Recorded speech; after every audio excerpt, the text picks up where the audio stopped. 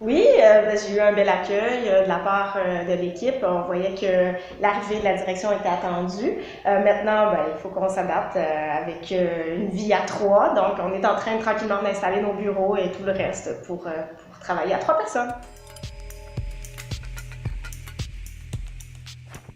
C'est sûr que moi, je vois beaucoup mon rôle comme étant un rôle de leadership. C'est vraiment un rôle pour défendre les intérêts des membres, chercher l'information, la transmettre à l'ensemble des associations.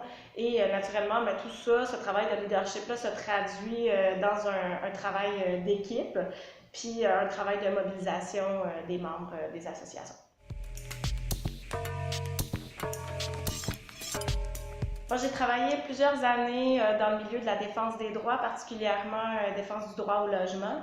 Donc, c'est clair que c'est une sensibilité qui va teinter mon passage au sein du regroupement.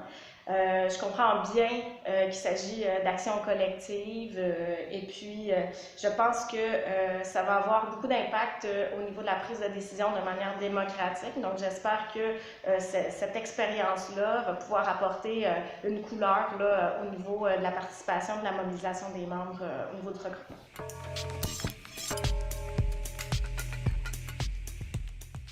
Le traumatisme crânio-cérébral, ça demeure une problématique encore assez méconnue.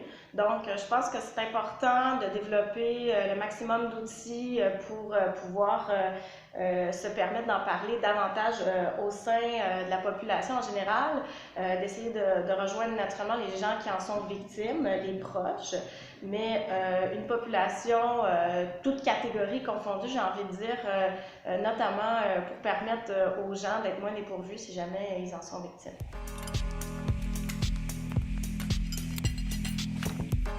Pour les questions d'avenir, c'est sûr on est bien choyé étant donné qu'on a un développement de l'équipe récent, donc ça va vraiment développer le potentiel d'action.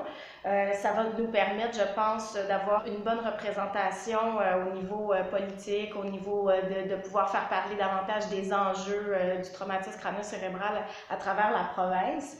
Tout ça, c'est sûr que c'est additionné aussi d'une bonne représentation dans chacune des régions au niveau de la participation des associations.